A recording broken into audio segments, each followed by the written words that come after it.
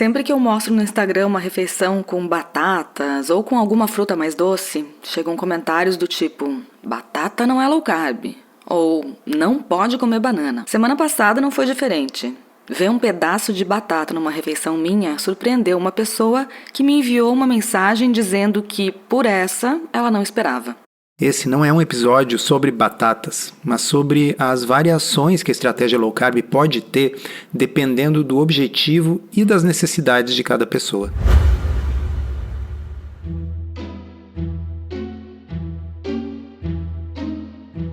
Comida sem filtro. Saúde, low carb, estilo de vida, evidências científicas e, claro, nossas opiniões. Toda semana um episódio novo e gratuito para você. Comigo, Dr. Souto. E comigo, Sari Fontana. Para ser avisado a cada novo episódio e receber as referências bibliográficas no seu e-mail, cadastre-se em drsolto.com.br/podcast.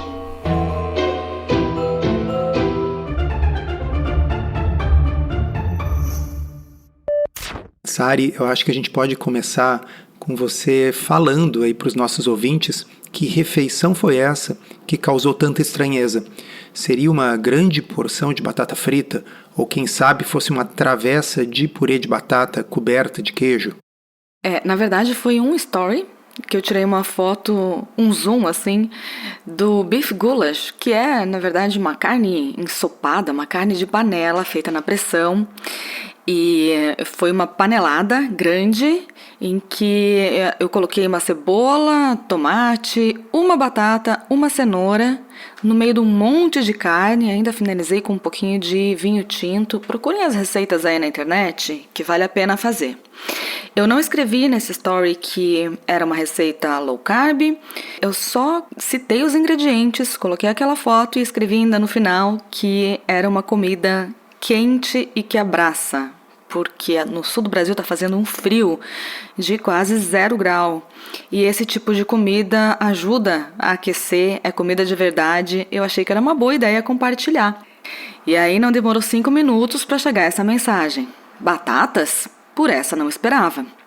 Como eu já tô nessa rede social há muito tempo, tô acostumada com esse tipo de comentário, né? E eu entendo o que está por trás disso. O nome do meu perfil é Low Carb Inspira. Quando eu comecei a postar, era muito com esse foco de compartilhar as minhas refeições low carb, as refeições que eu encontrava em restaurantes, os produtos que eu descobria em supermercado, sempre com esse olhar. E talvez essa pessoa tenha começado a me seguir há pouco tempo, provavelmente não me acompanha. Então eu entendo que talvez ela só tenha visto essa foto rapidamente, levou um susto porque ela está com a informação de que numa dieta low carb não se pode comer batatas. Mas quem me acompanha e quem conhece os exemplos de refeições que eu publico, que vê as receitas que eu faço, percebe que a minha alimentação é, sim, bem baixinha em carboidratos, mas que eu não sou carbofóbica. Existe uma grande diferença entre fazer uma dieta low carb e uma dieta no carb, que é uma coisa quase impossível, eliminar 100% dos carboidratos da dieta. Então eu peguei esse comentário e aproveitei para conversar com as pessoas, porque se chega esse tipo de coisa é porque tem mais gente pensando nisso, provavelmente, né? Nem todo mundo escreve. E é sobre isso que a gente quer falar hoje. Tem muitas camadas nisso, mas eu gostaria de começar salientando para as pessoas que este prato é um prato low carb. Oh, mas como assim se ele tem batata? Sim, ele não é um grande prato composto de batatas. Ele tem uma batata feita na pressão juntamente com um monte de carne, com cenoura, com cebola, com tomate, com molho de vinho. E aí tem duas coisas importantes. Primeiro, essa receita de goulash, ela produz mais de uma porção. Uma pessoa não vai conseguir comer aquilo ali tudo sozinho, de jeito nenhum. Segundo, uma batata não é puro amido, né, Sari? 100 gramas de batata tem cerca de 20 gramas de carboidrato. Eu usei uma batata média, naquele caldeirão que rendeu umas 5, 6 porções. Então, essa é uma informação muito importante, Porque quando a gente fala batata pode ou não pode, a gente está observando apenas o aspecto qualitativo, né? Batata, qualitativamente, a gente sabe, é uma fonte de carboidratos. Majoritariamente é o que tem na batata, além de água e um pouco das outras coisas, né? Mas é carboidrato o principal nutriente. Se a gente pensar só do ponto de vista qualitativo, pode, não pode, a gente conclui que não pode. Agora, se a gente olhar o aspecto quantitativo e lembrar que 100 gramas de batata tem 20 gramas de carboidrato e que nessa receita esses 20 gramas de carboidrato serão divididos entre todas aquelas porções, e aí eu vou considerar quantas porções eu estou fazendo. Nesse caso, 5 porções, por exemplo. Então a gente divide essa quantidade de carboidrato, esses 20 gramas, por 5 e a gente vai ver que vão restar apenas 4 gramas de carboidratos da batata em cada porção. Então, quantidade, sim, importa. Porque a gente vê as pessoas fazendo esse tipo de confusão e a gente entende, porque nem todo mundo está focado, preocupado em estudar alimentação como a gente que tem um interesse particular, até profissional, nesse assunto. E como vocês que estão aqui ouvindo esse podcast, que já são ouvintes há tempo, vocês têm esse interesse. Mas para muitas pessoas, registra a mensagem mais simples. Açúcar não pode, amido não pode. Mas veja, se a gente for levar isso à ponta de faca, eu não poderia comer ovo, porque um ovo tem cerca de 1,6 gramas de carboidrato. Sim, você ouviu corretamente. Da onde vem o carboidrato do ovo? Poxa vida, se o ovo é um produto de origem animal. É o glicogênio contido na gema. É absolutamente irrelevante, mas não é zero. Se eu comer 4 ovos, eu vou estar comendo tanto carboidrato, talvez, como a quantidade de carboidrato que tem em uma batata dividido em 5 porções de uma receita. Mas é claro que o impacto metabólico pode ser diferente, porque o ovo ele não é uma receita. O ovo já vem ali pronto com uma grande quantidade de proteínas e gorduras que são bem maiores nesse caso do que o percentual de carboidrato. E aí, se você está pensando na receita com a batata, é óbvio que vai importar muito o que mais tem nessa receita e qual é o tipo de receita, né? Claro, no caso do goulash, a gente estava falando de um pedaço grande, generoso. Acho que tinha pelo menos 1 quilo de coxão de dentro ali naquela receita. Então era uma receita basicamente de proteína com alguns vegetais ali para dar sabor, variedade, fibra e que sim contribuíam os seus parcos carboidratos. Então, da mesma forma que um chocolate 85% tem açúcar e você pode incluir numa dieta low carb até para um diabético, porque a quantidade de açúcar é pequena, então a pergunta açúcar pode ou não pode, ela tem que ser modulada pelo fator quantidade, né?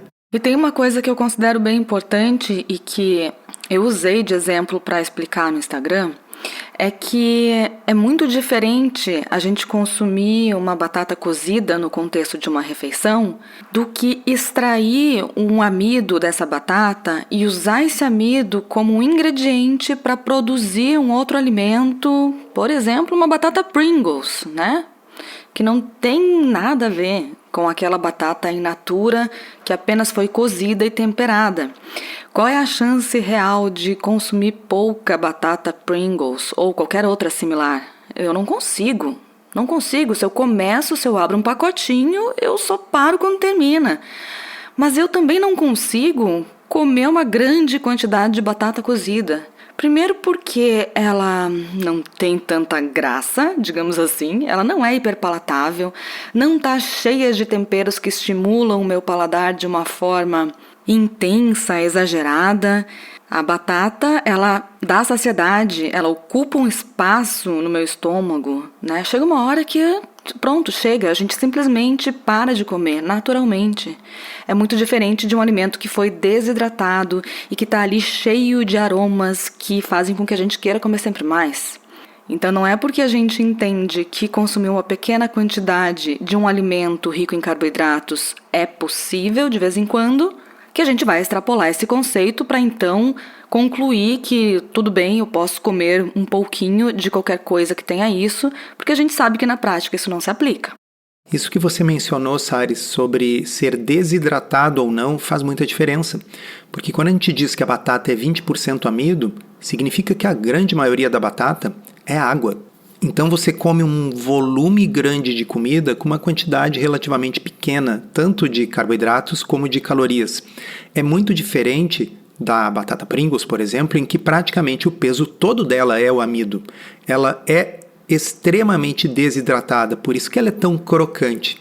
Então a densidade calórica, a quantidade de calorias e carboidratos que você tem num pequeno volume é muito maior e muito diferente da versão comida de verdade.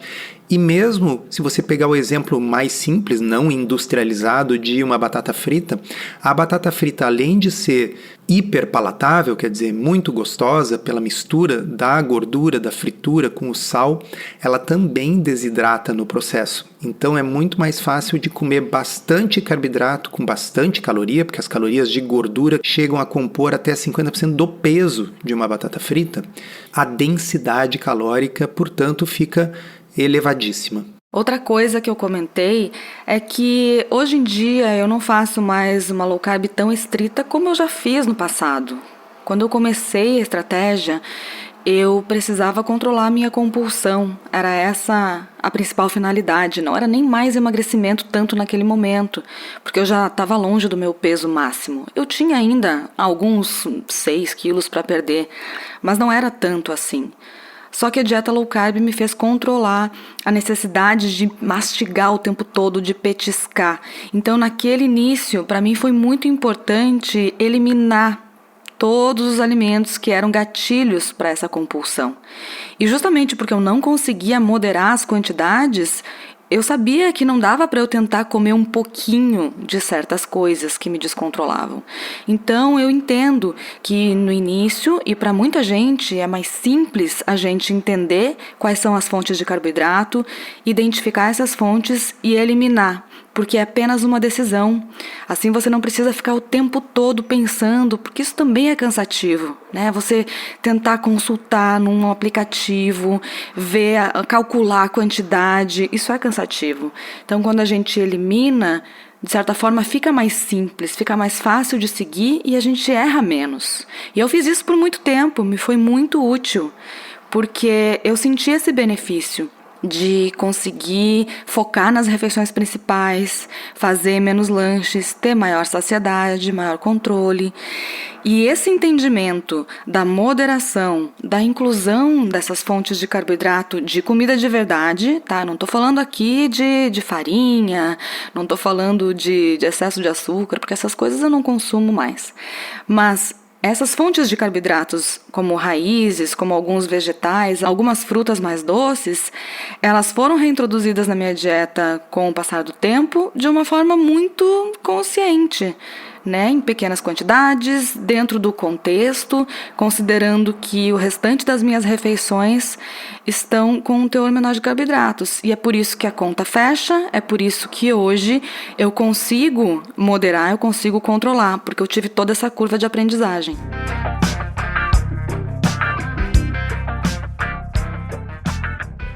Muitos de vocês já nos ouviram dizer por aqui que low carb é um espectro. Isso significa que vai desde um extremo de uma dieta very low carb cetogênica com pouquíssimo carboidrato até o outro lado, que é uma dieta low carb moderada, na qual você vai evitar açúcar, farinha e seus derivados, mas na qual você pode incluir raízes como batata, batata doce, mandioca e frutas variadas.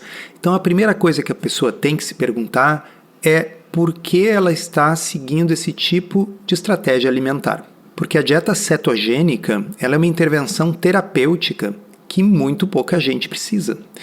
Uma dieta cetogênica tem uma indicação médica bem estabelecida, que é o tratamento da epilepsia, e hoje muitos estudos apontam que ela também é benéfica para o tratamento de certas doenças neuropsiquiátricas, incluindo transtornos de humor e esquizofrenia. Nesses casos, ela realmente tem que ter muito baixo carboidrato e um goulash com batata não seria adequado para essa situação.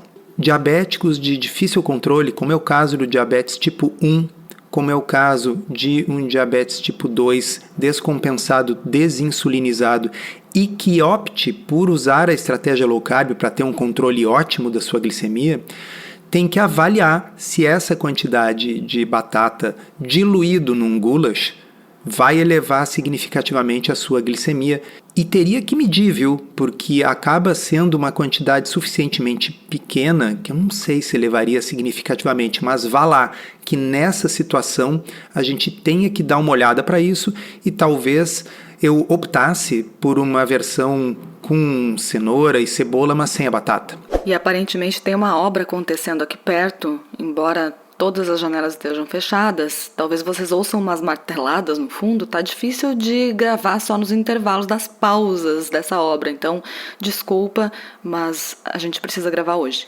Isso, considerem isso como uma trilha sonora. Eu gosto muito de podcast, mas o que eu gosto mesmo é de escrever. Para conciliar esse hábito que demanda tempo com a minha vida profissional, eu criei a área de membros do meu blog. Nela tem conteúdo novo toda semana, além da interação com os leitores nos comentários. Se você se interessa por alimentação, estilo de vida e novidades científicas nessa área, considere assinar a área de membros. São apenas R$ 35 mensais e você pode cancelar quando quiser. A grande maioria das pessoas, na minha experiência, está adotando uma dieta pobre em carboidratos, mais rica em proteína, baseada em comida de verdade, para emagrecimento, para melhora da composição corporal ou para melhora de condições metabólicas, como resistência à insulina, síndrome metabólica, gordura no fígado.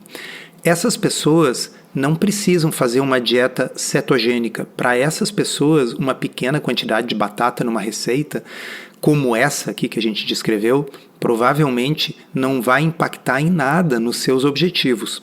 Eu gostaria de lembrar que muitos dos estudos científicos, dos ensaios clínicos randomizados que a gente emprega para mostrar que a dieta de baixo carboidrato tem grande respaldo científico para essas condições, muitos desses estudos são com dietas low carb que aceitam até 20% das calorias do dia na forma de carboidratos. Isso é completamente compatível com ter uma batata misturada no ensopado da sua carne de panela. E os benefícios, não obstante, estão lá documentados. Mas eu acho, Sari, que você tocou no aspecto principal, que é a questão da simplicidade. Porque para a gente conseguir lidar com a nuance, porque o que nós estamos falando aqui é nuance. Para a gente conseguir lidar com a nuance, a gente tem que ter um conhecimento relativamente profundo do assunto. Então eu entendo as pessoas que ficam confusas, como provavelmente era o caso de quem mandou essa mensagem para você lá no Instagram, que é assim, puxa vida, mas eu tinha entendido que não podia carboidrato, não pode açúcar, não pode amido. Como assim batata? Então, embora a origem do pensamento não esteja errada, mas ele está extremamente simplificado e, portanto, acaba ficando dogmático, porque nem todo mundo tem a obrigação de saber esses detalhes, e é por isso que a gente resolveu fazer esse episódio aí para vocês, para colocar um pouquinho de nuance. Eu lembrei que teve uma vez que eu conquistei alguns haters, porque eu postei uma receita de uma sobremesa que tinha banana, e uma seguidora me lembrou que na verdade não era nem uma banana inteira, era meia banana que eu estava usando para adoçar alguma coisa. Eu não sei se era uma batida com abacate, devia ser algo assim.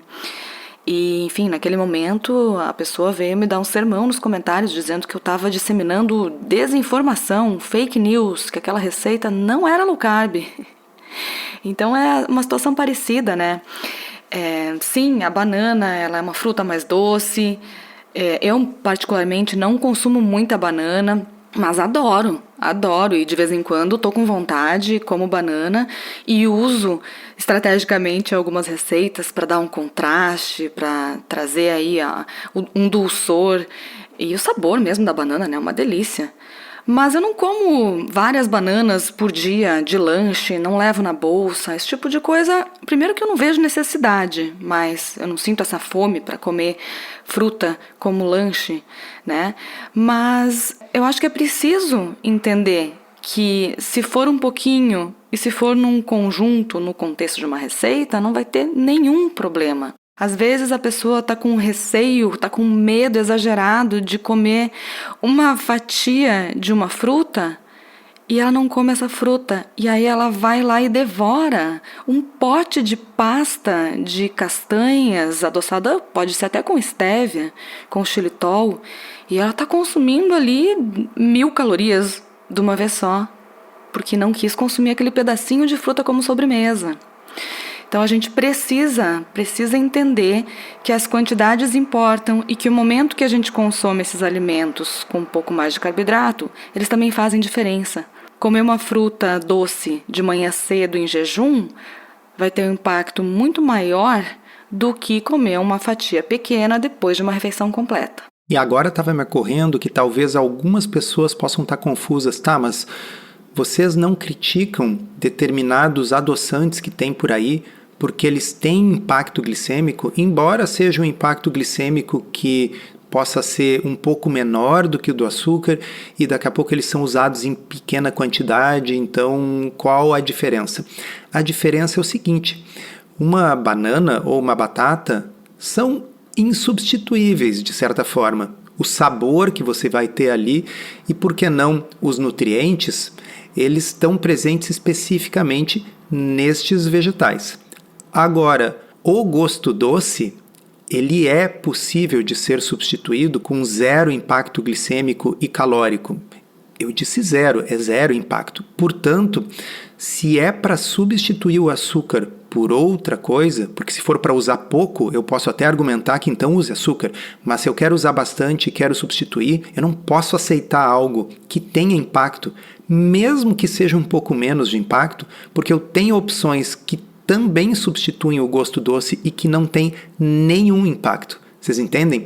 Uma banana não é substituível por alguma outra coisa sem que eu perca a essência da banana. Agora, o gosto doce, nesses adoçantes que a gente critica, o gosto doce já foi substituído por uma coisa tipo estévia. E aí você ainda por cima vai ter impacto glicêmico, como é o caso do IMO, isomalto oligosacarídeo, fibra de tapioca, aquelas picaretagens, escutem lá o podcast ou assistam o vídeo. Nesse caso não é aceitável. Por quê? Porque você vai estar acrescentando calorias e impacto glicêmico completamente desnecessários, porque você tem opções que não têm impacto nenhum.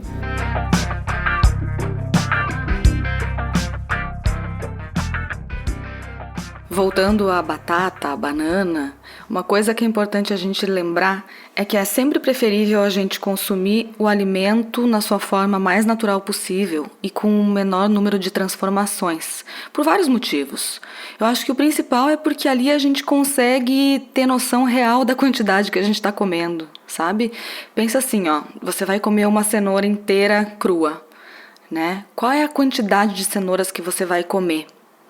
Agora, se você cozinhar essa cenoura, se você triturar a cenoura, temperar, transformar num purê com creme de leite, colocar numa travessa, rechear com queijo, gratinar, quantas cenouras você vai usar para fazer essa receita e quantas colheradas de purê você vai comer?